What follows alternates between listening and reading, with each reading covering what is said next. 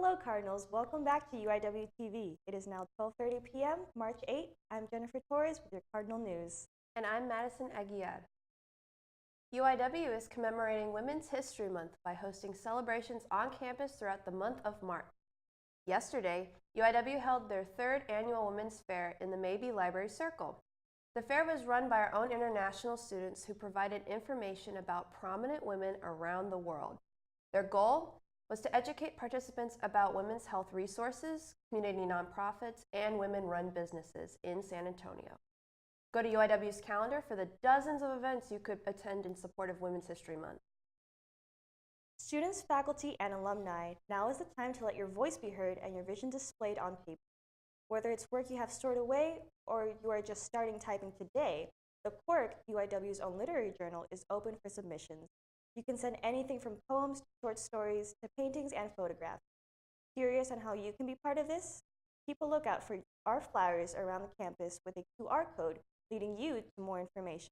If you are still unsure about submitting your quirky work, the Quirk editors will select a standout piece in each genre to receive a $50 cash prize. The official launch of the Quirk will be held in the Special Collections Room in the Mabee Library on April 25th, 5 p.m. to 8 p.m. Join in on the reception, which is open to the public, where past Quirk contributors will read the work for the community. Make sure to submit the work by the deadline on March 22nd. And now we bring you news from here and around the world thanks to CNN News Source. On Monday, a march filled with Dreamers and their allies was held in Washington, D.C. This day was also the deadline President Donald J. Trump assigned for Congress to provide a legislative fix for the Deferred Action for Childhood Arrivals program. However, no news of their decision was announced or made aware to the public. Delaware Democrat Senator Chris Coons argues for the speedy decision, stating, quote, "I think our best course is to act as if the March 5th deadline is the real deadline and stop playing with the lives of hundreds of thousands of dreamers," unquote. As of today, hundreds of DACA recipients are unsure if they will continue to be under its protection due to the fluctuation of the DACA deadline. In other news, did Putin do it? This has become the most circulated question on everyone's mind since yesterday's released information that on Sunday, March 4th, former Russian spy Sergei Skripal and his daughter Julia were poisoned. The two were found collapsed inside Zizi's restaurant in Salisbury, England. Both were taken to a nearby hospital and are currently in critical condition. As of now, people are pointing fingers at Russian President Vladimir Putin after he made the comment hours before Scotland Yard announced it that, quote, "Those who serve us with poison will eventually swallow it, poison themselves," unquote. This chilling remark, along with some new information, many confirming that the Russian government was behind this attack. It also has been confirmed that the Skripals were poisoned with a nerve agent. However, UK officials will not give the press any more information. On Monday, March 5th, President Donald Trump met with Israeli Prime Minister Benjamin Netanyahu in the White House to discuss the opening and construction of the U.S. Embassy in Jerusalem. Prime Minister Netanyahu praised Donald Trump for his decision to move the embassy to Jerusalem. Remember how a few weeks ago, President Donald J. Trump recognized Jerusalem as Israel's capital. Mr. President, this will be remembered by our people throughout the ages. And as you just said, others talked about it. You did it. So I want to thank you on behalf of the people of Israel. They have started, as you know, construction, and we will be talking about that and other things. So you may come on May to open? I may. We're looking at it. We'll have it built very quickly. A lot of people wouldn't be doing it quickly like that. We're going to have it built very quickly and very inexpensively. They put an order in front of my desk last week for $1 billion. I said, $1 billion? What's that for? We're going to build an embassy. I said, we're not going to spend $1 billion. And we're actually doing it for about $250,000. So check that out. Now it's temporary, but it'll be very nice. $250,000 versus $1 billion. Is that good? Yeah. The expected opening of the U.S. Embassy in Jerusalem is scheduled for May. However, they will be expanding the embassy for office space, which will be completed by the end of 2019. This has been your UIWtv News, but don't go anywhere. Please stay tuned for your entertainment scoop.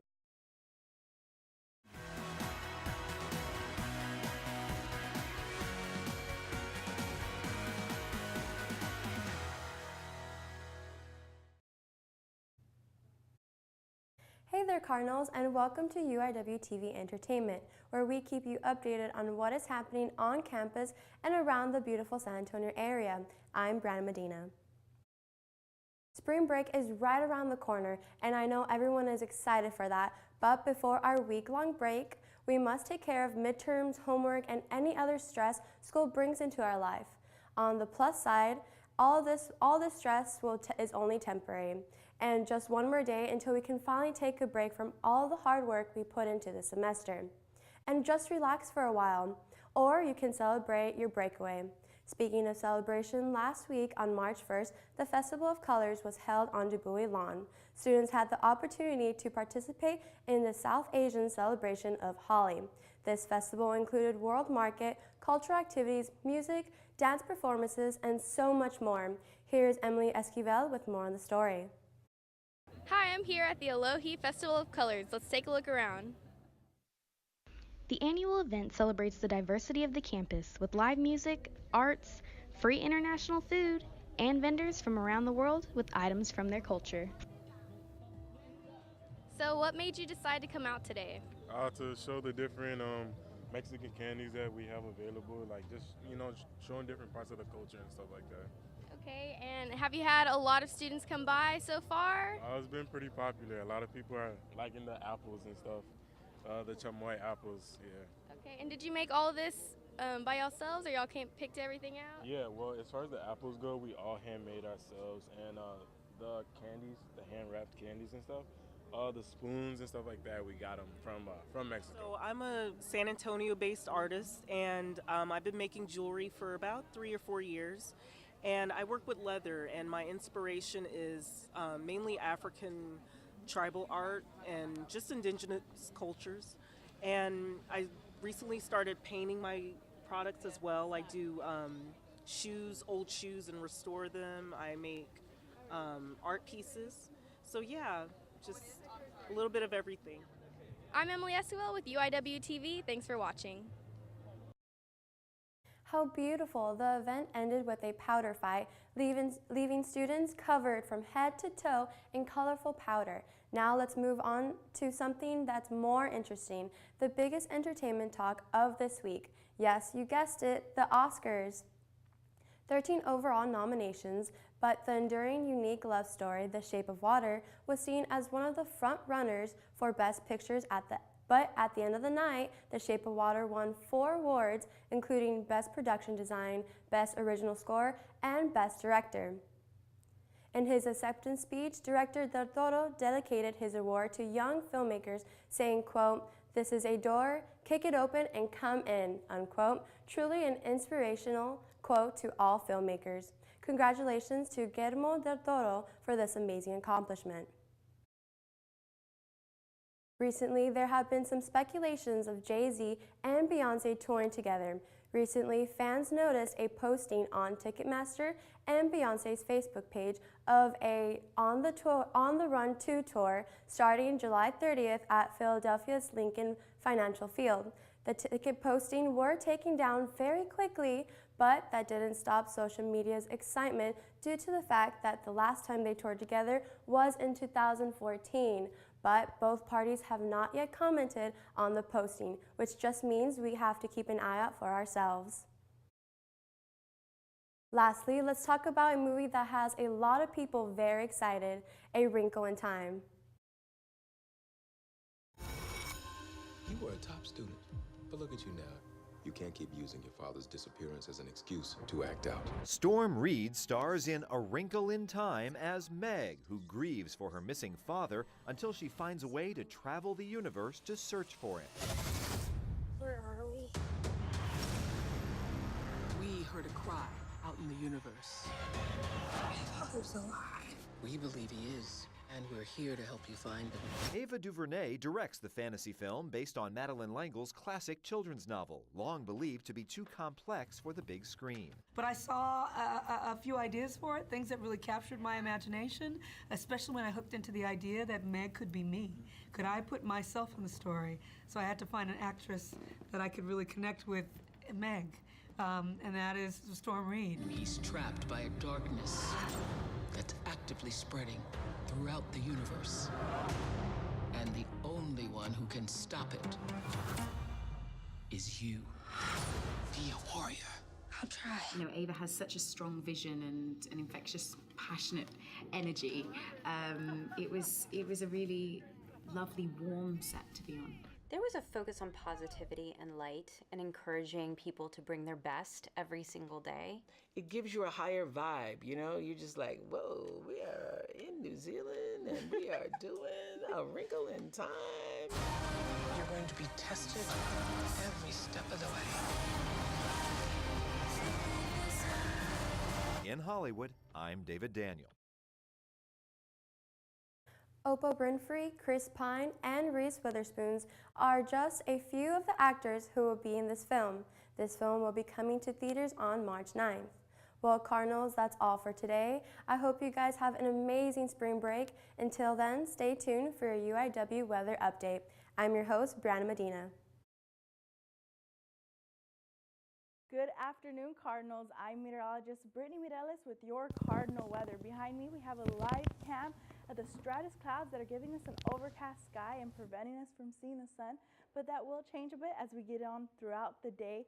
Current temperature is 55 and we're getting a dew point at 32, so some of that moisture is coming back in because we're getting winds from the east at 8 miles per hour. So it's a little bit windy out there. As far as your temperatures around San Antonio, we're getting over here in Cotulla 60 degrees and in Uvalde 52. So overall around the mid to lower 50s. As far as your dew points, we're getting 33 in Cotulla, over here in Del Rio 29, and then in Kerrville 31. So the atmosphere is still a little dry right now, but that is going to change as we're getting some winds from the Gulf. It's going to bring in some moisture. As you can see right here, once this high pressure moves to the east of us, we're going to be getting some Gulf moisture. It's going to give us some showers to the west on Friday. So do make sure to plan for some of these showers to be coming. And then on Saturday, you're going to get some showers and thunderstorms, slight thunderstorms over here to the east of San Antonio. And we are expecting a cold front to come in for our weekend. So make sure to prepare for some more cool, dry air to be coming in. As far as your 7-day forecast, today's high is going to be 71. We're going to get an overnight low of 54, and then tomorrow's high you're gonna have 73, and there's that 20% chance of rain, so those showers to the west of us. And then Saturday, 89 for our high, so it's gonna be a little bit hot. And then Sunday, high of 73, and there is daylight saving time, so remember to turn the clock up 1 hour. And then for your work week, Monday, we are expecting 20% chance of rain with that cold front that's gonna be coming in. And I will make sure to keep you updated on that. And then the rest of your work week will be partly cloudy. That was your Cardinal weather. Have a great day, Cardinals.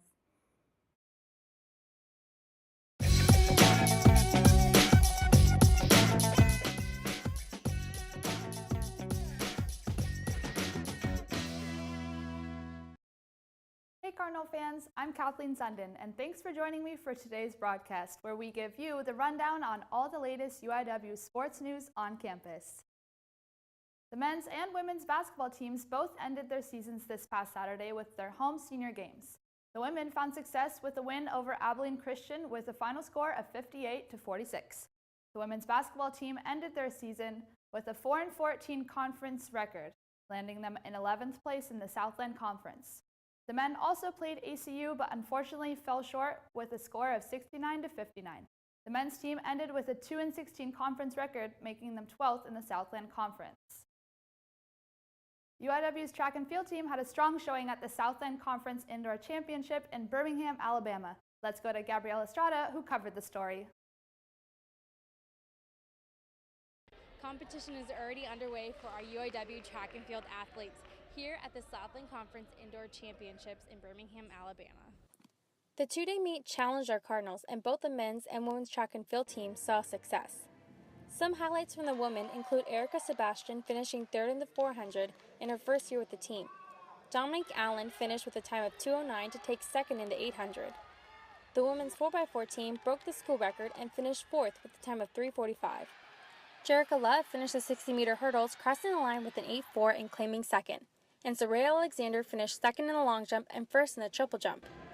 I got off the blocks a little shaky, but I recovered. I got second, so. Highlights from the men include Dion Hardy winning the mile with a time of 4:51 and also finishing third in the 800. Jorge Quintero finished fifth in the mile. In the pole vault, Josh Sozea finished fifth and Garrett Cortez finished third in the 5K with a school record of 14:51. Cardinals finished strongly with the men finishing in 7th and the women finishing in 6th. They're looking forward to their home meet in March. This is Gabriela Estrada reporting for UIWtv. Thanks for traveling all the way out there, Gabby, and congratulations to the men and women track teams. The men's baseball team has come off to a hot start, splitting their first series against North Dakota State, beating number 30 Notre Dame to be second in the Irish Alamo Classic to Purdue, who they lost to in extra innings. Last weekend, the baseball team also won their series against Northern Illinois, including a 17-0 victory on March 3rd. Good job, guys. The Cardinals softball team has fought hard, beginning their season with a 3-8 record. They played a tough doubleheader yesterday against number 6 Texas A&M, losing both games. Both softball and baseball begin conference play tomorrow, March 9th. Good luck with your seasons, everyone. Men's and women's swimming compete at the CSCAA Championship today, where UIW sent 13 men and 7 women that had qualifying times from their CCSA Championship this past month. Savannah Meadows and Dawson Martinez dove at the NCAA Diving Zone Championships earlier this week, and their scores will be added to the swimming totals at the conclusion of the event. That's all we have for you today. For UIW Sports News, I'm Kathleen Sundin. Until next time, let's go Cards! This is the city where danger lurks. Today, a new creature walks among us, terrorizing innocent citizens. They prowl the streets alone and in packs, causing mayhem, destruction, and carnage. Warning, until this threat can be contained, we must all be on the lookout for the dreaded digital deadwalkers. They're not looking out for you. Dude! Engage! A public service safety message from the American Academy of Orthopedic Surgeons, who want to keep everyone well connected. Sorry. With strong, healthy bones. Thanks for tuning in to our broadcast today. Keep up with what's going on at UIWtv by following our Instagram and Twitter by liking us on Facebook. Be sure to tune in 2 weeks from now to watch our next live broadcast. I'm Madison Aguiar. And I'm Jennifer Torres. Signing off.